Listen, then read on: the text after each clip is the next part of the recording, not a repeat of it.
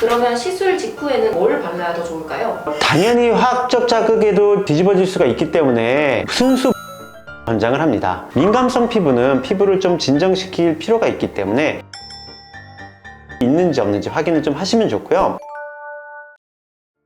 원장님, 요즘 유튜브에 선크림 관련 이상한 정보들이 너무 많아가지고 헷갈려요. 이상한 정보? 자외선 차단제 절대 바르지 마세요, 뭐 이런 건가요? 맞아요. 뻔하죠. 뭐 요즘에 다 그런 식으로 어그로 끄는 제목들이 많아서. 그럼 피디님, 그런 영상 한번 끝까지 보신 적은 있나요? 아니요, 썸네일만 봤어요. 너무 많죠, 그런 게.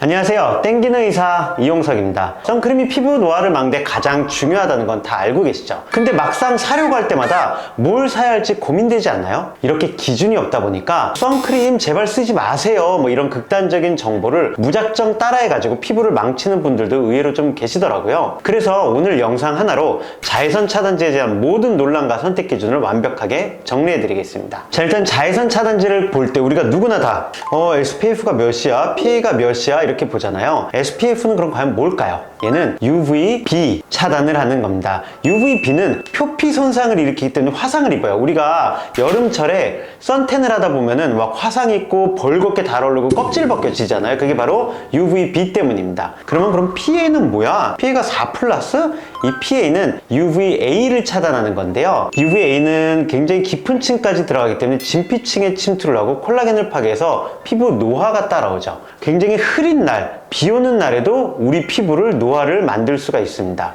그래서 비 오는 날, 흐린 날 같은 경우는 오히려 UVA가 차단되는 PA 값을 좀 보시고 나가는 게 좋고요. 화창한 날에는 SPF 값을 보시는 게 더 좋겠죠. 자외선 자체가 우리 몸에서 광노화를 일으키는데요. 광노화로 인해 갖고 주름도 생기고 색소도 생기고 피부 탄력 저하의 핵심 원인이 되죠. 저희 집은 통창의 남향이라서 해가 되게 강한 편인데 집에만 있어도 발라야 될까요? 창문을 통해 가지고 당연히 UVA, UVB 다 유입될 수가 있어요. 그렇기 때문에 햇볕이 강할 때에는 당연히 자외선 차단제를 바르는 걸 권유를 드리고요. 일상적으로 우리가 야외 활동할 때 자외선 차단보다 좀 SPF나 PA 값이 낮은 것도 괜찮습니다. 블라인드 같은 걸로 일부 차단을 하시는 것도 도움이 되죠. 그러면 깜빡하고 하루 안 바르고 나가면 피부에 치명적일 수도 있는 건가요? 뭐 하루 안 발랐다고 해서 엄청난 영향을 미치진 않아요. 자외선이라는 거는 우리 몸에 축적됩니다. 내가 살면서 지금까지 받아온 자외선의 총 누적량을 통해 가지고 기미라든지 색소라든지 피부 암까지도 생길 수가 있겠죠. 문제는 그 하루가 내가 나가서 야외 활동을 하고 등산을 하던 하루였는지 아니면은 그냥 일상생활 속에서 슈퍼를 갔다 오고 또는 뭐 직장 생활을 출퇴근하는 정도였는지에 따라 좀 달라지겠죠.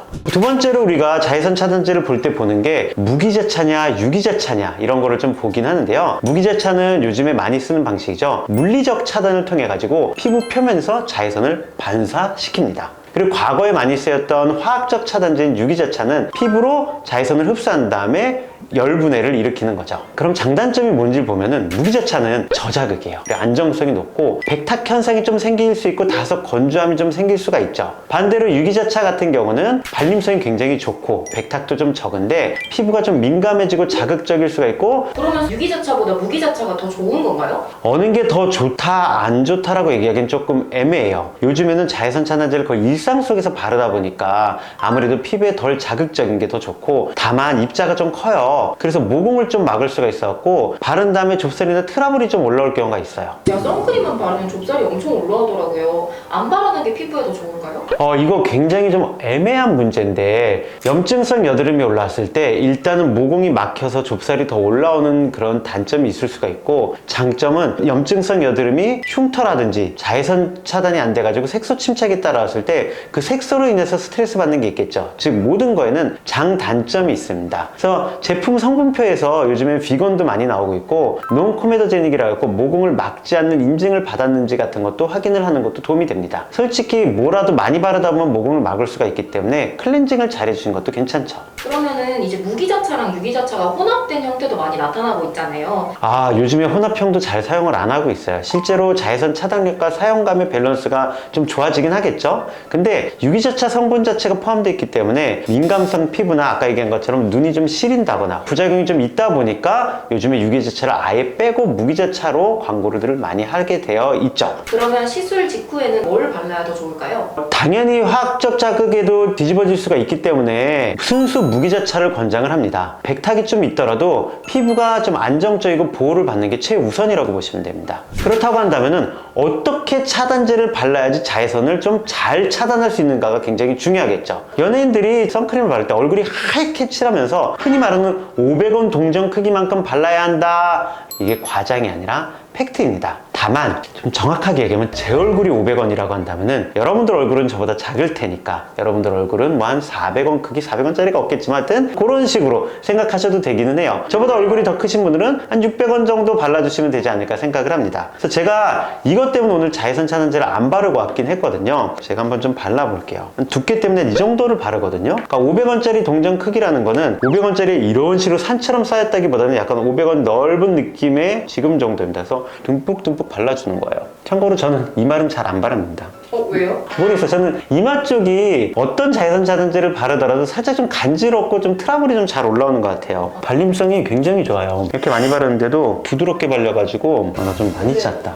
여러분들한테 보여주려고 너무 많이 짰네요. 이거 거의 뭐 한 1,000원어치 짠 것 같아요. 그리고 이 자외선 차단제는 백탁 현상이 있지만 반대로 얘기하면은 이만 살짝만 바를게요. 이게 살짝 좀 미백 효과가 있는 거기 때문에 피부가 좀 하얘져요. 야외 활동을 할 때는 이 귀 쪽도 이렇게 좀 잘 발라주시는 게 좋습니다. 실제로 귀가 캘리포니아 같은 경우는 귀하고 발 뒤꿈치 같은 데가 의외로 스킨 캔서, 피부암이 잘 생기는 부위 중 하나예요. 뭔가 아까는 되게 하얘 보였는데 지금 좀 흡수되고 있는 것 같아요. 그쵸, 금방 좀 괜찮아지죠. 자, 그래서 제가 지금 바른 것처럼 생각보단 좀 많이 발라도 흡수가 좋고 좋은 제품들 같은 경우는 금방이죠. 한 1, 2분만 지나면 이런 식으로 굉장히 자연스럽게 자리 잡기 때문에 너무 하얗게 막 백탁 현상이 있더라도 또 놀라지 않으셔도 괜찮습니다. 바르는 타임이 중요한데 나가기 직전에 발라야지 효과가 좋겠지? 또는 등산하기 직전에 발라야지 효과가 좋겠지 하시는데 그게 아니라 이런 식으로 흡수되고 가라앉을 때까지 기다리셔야 되기 때문에 너무 직전에 바르고 운동하기 직전에 바르면은 결국에는 흡수되기 전에 땀을 흘리게 되면은 우유처럼 흘러내려갖고 효과가 없어질 수가 있죠. 자외선 차단뿐만 아니라 이 자외선 차단제에 들어있는 또 다른 성분들로 인해서 선택이 좀 달라지기도 합니다.